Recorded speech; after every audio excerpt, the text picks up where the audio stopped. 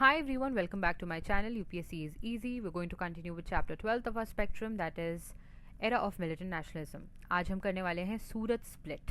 ठीक है, सूरत स्प्लिट का मतलब है यहाँ पे आके एक्सट्रीमिस्ट और जो मॉडरेट्स हैं उनका स्प्लिट हुआ, इसलिए हम इसको सूरत स्प्लिट का नाम से जान रहे हैं. पहली बात तो आपको पता होना चाहिए 1905 में क्या हुआ. बनारस सेशन ऑफ कांग्रेस जो था उसके प्रेसिडेंट थे गोखले. उस वक्त आपको पता ही है कि स्वदेशी बॉयकॉट मूवमेंट चल रहा था. एक्सट्रीमिस्ट चाहते थे कि इस मूवमेंट को बियॉन्ड बंगाल बाहर भी एक्सटेंड किया जाए. मॉडरेट्स इस चीज़ के खिलाफ थे. दूसरी बात, एक्सट्रीमिस्ट चाहते थे कि जितनी भी गवर्नमेंट एसोसिएशंस हैं जैसे लॉ, कोर्ट्स, लेजिस्लेटिव काउंसिल्स, इन सबको बॉयकॉट किया जाए. मॉडरेट्स जो हैं इसे अपोज कर रहे थे, वो बॉयकॉट नहीं करना चाहते थे काउंसिल्स को. ठीक है, आगे चल के आप मॉडरेट्स के व्यू देखेंगे तो आपको खुद समझ में आएगा कि मॉडरेट्स का व्यू क्या था. कि वो काउंसिल एंट्री चाहते थे, काउंसिल एंटर होने के बाद वो उसमें चेंजेस लाना चाहते थे, और वो ये सोचते थे कि अगर काउंसिल में स्पेस है किसी इंडियन के एंट्री की और उसमें कोई ब्रिटिश लॉयलिस्ट घुस जाता है तब तो और मुश्किल हो जाएगा इंडियंस के लिए. तो इससे बेटर है कि मॉडरेट्स उसमें जाएं और इंडिया के फेवर में काम करें. अगर वो कुछ नहीं कर पा रहे हैं तो डेड ब्लॉक लाएं और फंक्शनिंग जो है जो काउंसिल की उसमें बाधा लाएं. ठीक है, ये उनका आगे चल के आप देखेंगे ये उनका मोटिव था. ठीक है, तो इस वक्त 1905 में जो आपका बनारस सेशन है एक माइल्ड रेजोल्यूशन पास होता है. ये माइल्ड रेजोल्यूशन क्या बोलता है कि they condemn INC condemns partition of Bengal and the Curzon and the reactionary policies of Curzon. Okay, also it support Swadeshi and boycott movement. तो ये था आपका 1905 का resolution. Now we come to 1906 Calcutta session. Calcutta session जो है इस वक्त तक मॉडरेट्स की जो एंथुजियाज्म है वो काफ़ी कूल डाउन हो गई थी, क्योंकि पॉपुलैरिटी जो थी एक्सट्रीमिस्ट की वो काफ़ी बढ़ गई थी. जो एक्सट्रीमिस्ट चाहते थे कि तिलक या फिर लाला लाजपत राय जो हैं अभी इस वक्त प्रेसिडेंट बने, लेकिन मॉडरेट्स इसको अपोज कर रहे थे. वो चाहते थे कि एक पॉपुलर लीडर जो काफ़ी वाइडली रिस्पेक्टेड है, नारोजी, दादा भाई नारोजी, वो प्रेसिडेंट बने. और फाइनली जाके नारोजी ही 1906 के सेशन के प्रेसिडेंट थे उस वक्त. ठीक है, तो इस सेशन की खास बात क्या थी? इस सेशन की खास बात ये थी कि पहली बार स्वराज्य, सेल्फ गवर्नमेंट को गोल बनाया गया. तो स्वराज्य वर्ड जो पहली बार आया वो इसी सेशन में आया.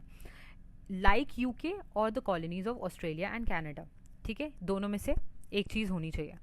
ओके, दूसरी बात यह है कि मैं आपको, बच्चे कई बार ये पढ़ते हैं कि इतना आपने पढ़ लिया कि सेल्फ गवर्नमेंट था और बाकी चीज़ें छोड़ दी, बट आपको याद रखना है कि इसमें दो और चीज़ें जो इस रेजोल्यूशन में थी वो थी स्वदेशी और बॉयकॉट मूवमेंट के सपोर्ट में ये रेजोल्यूशन था. ऑल्सो नेशनल एजुकेशन के सपोर्ट में ये मूवमेंट था. ये आपका प्रीलिम्स का सवाल है 90s में और अर्ली 2000 में ये सवाल आ चुका है. अभी हो सकता है रिपीट हो सकता है, तो रिमेंबर दैट. ये तीनों चीज़ें आपको याद रखेंगी 1906 के सेशन में. नेशनल एजुकेशन, स्वदेशी and self government. Okay, Calcutta session में क्या हुआ अब आपको पता है. इसके बाद क्या होता है कि जो एक्सट्रीमिस्ट हैं वो बहुत एनकरेज हो जाते हैं by the proceeding at the Calcutta session. तो वो वाइड पैसिव रेजिस्टेंस के लिए कॉल दे देते हैं. ठीक है, पैसिव रेजिस्टेंस किस टाइप का? कि boycott of schools, colleges, legislative councils, municipalities, law, courts etcetera. और जो मॉडरेट्स हैं वो एक्चुअली में डिसाइड करते हैं कि उन्हें टोन डाउन करना है कैलकाटा प्रोग्राम को. ठीक है, तो दोनों साइड्स जो है वो एक्चुअली में एक दूसरे के अगेंस्ट जाने की यहाँ पे कोशिश हो रही है. मतलब दिख रहा है कि दोनों एक ही पेज पे नहीं है. ठीक है, एक्सट्रीमिस्ट ने ये सोचा कि जो लोग हैं वो बहुत अभी अराउज हो चुके हैं, तो ये बैटल ऑफ फ्रीडम जो है हमारी शुरू हो चुकी है. उनको ये लग रहा था कि एक टाइम आ चुका है कि एक बिग पुश दिया जाए और ब्रिटिश को देश के बाहर कर दिया जाए. ठीक है, और मॉडरेट्स जो हैं वो ड्रैग कर रहे हैं मूवमेंट को, ऐसा एक्सट्रीमिस्ट का मानना था. ठीक है, तो उन्होंने सोचा कि अब हम एक्सट्रीमिस्ट के साथ उनका जो तरीका है उसको तो फॉलो नहीं कर सकते, भले ही हमें कांग्रेस से स्प्लिट लेना पड़े. और जो मॉडरेट्स थे उनका मानना क्या था? उन्हें ये लगता था कि अभी जो कंडीशन है वो डेंजरस है. मॉडरेट्स को लगता था कि अभी डेंजरस है अभी इस स्टेज में टू एसोसिएट विद एक्सट्रीमिस्ट जो कि एंटी इंपीरियलिस्ट एजिटेशन चला रहे हैं, क्योंकि उनको ये लग रहा था कि अगर हम ऐसे करेंगे तो ब्रिटिश हो सकता है टोटली हमारे अगेंस्ट हो जाए और जो रिफॉर्म्स आने वाले थे वो भी ना आए.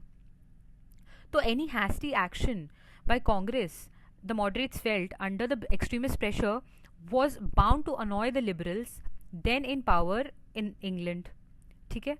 तो इस वजह से आप देखेंगे कि दोनों में काफ़ी डिफरेंस आया और अल्टीमेटली स्प्लिट हो जाता है कांग्रेस में एक्सट्रीमिस्ट और मॉडरेट्स के बीच में, जिसे आप बोलते हैं सूरत स्प्लिट ऑफ 1907। इसमें जो आपके प्रेसिडेंट थे वो थे रासबिहारी घोष जी, ठीक है। जो एक्सट्रीमिस्ट हैं इन 1907 का जो सेशन है, चाहते थे कि वो नागपुर में हो विद तिलक या फिर लाला लाजपत राय एज प्रेसिडेंट, ठीक है। और वो चाहते थे कि इस वक्त स्वदेशी और बॉयकॉट मूवमेंट के फेवर में रेजोल्यूशन पास हो और नेशनल एजुकेशन के रेजोल्यूशन के फेवर में भी, जो कि यहाँ पे हमें नज़र आ रहा है, ठीक है। क्या ऐसा हुआ? नहीं। मॉडरेट्स जो है वो चाहते थे कि सेशन सूरत में हो, क्योंकि ऐसा कुछ था कि अगर सेशन किसी जगह पे हो रहा है तो उसी जगह का इंसान वहाँ का प्रेसिडेंट नहीं बन सकता। और जो तिलक का होम प्रोविंस था वो सूरत था, तो वो चाहते थे कि सूरत में सेशन हो ताकि तिलक जो है वो प्रेसिडेंट ना बने, ये मॉडरेट्स चाहते थे, ठीक है। और दोनों साइड्स की बहुत ही जो रिजिड पोजीशंस थी वो कॉम्प्रोमाइज़ वाली स्टेट में यहाँ आते हुए नज़र नहीं आ रही थी। तो स्प्लिट जो है यहाँ पे इनएविटेबल बन गया था। ऑल्सो 1907 में जो स्वदेशी और बॉयकॉट मूवमेंट का रेजोल्यूशन है वो ड्रॉप हो चुका है, तो जो एक्सट्रीमिस्ट चाहते थे वो नहीं हुआ।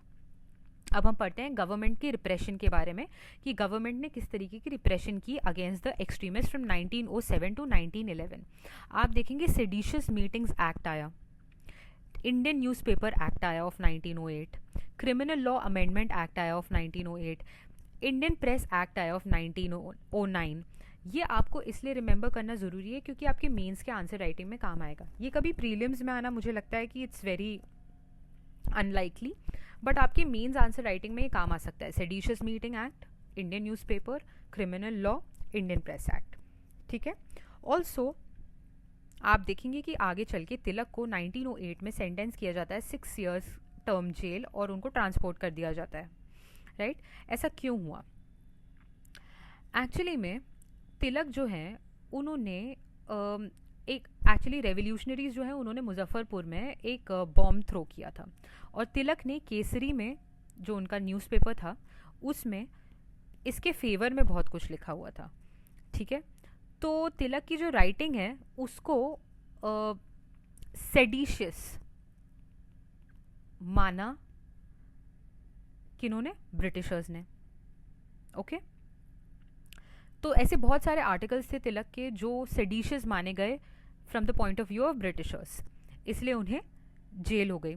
ऑल्सो मैंने आपको पहले ही बताया कि औरोबिंदो और बीसी पाल जो थे वो अभी एक्टिव पॉलिटिक्स का पार्ट नहीं थे, वो रिटायर हो चुके थे। लाला लाजपत राय जी जो है वो फॉरेन चले गए थे, वो अब्रॉड चले गए थे। तो और जो मॉडरेट्स हैं उनका कोई पॉपुलर बेस नहीं बचा था। अभी मॉडरेट्स के सपोर्ट में ज़्यादा लोग थे नहीं, मासेस उनके सपोर्ट में नहीं थे। तो अब आपको नज़र आ रहा है कि क्या कंडीशन है। 1914 में जाकर तिलक रिलीज होते हैं, ठीक है। तो आगे चल के क्या होता है, गवर्नमेंट स्ट्रैटेजी क्या है, और उसके बाद मॉर्ले मिंटो रिफॉर्म्स के बारे में हम पढ़ेंगे अगले लेक्चर में। It's going to be an important lecture. I would want you to be prepared for it. Thank you so much. All the best.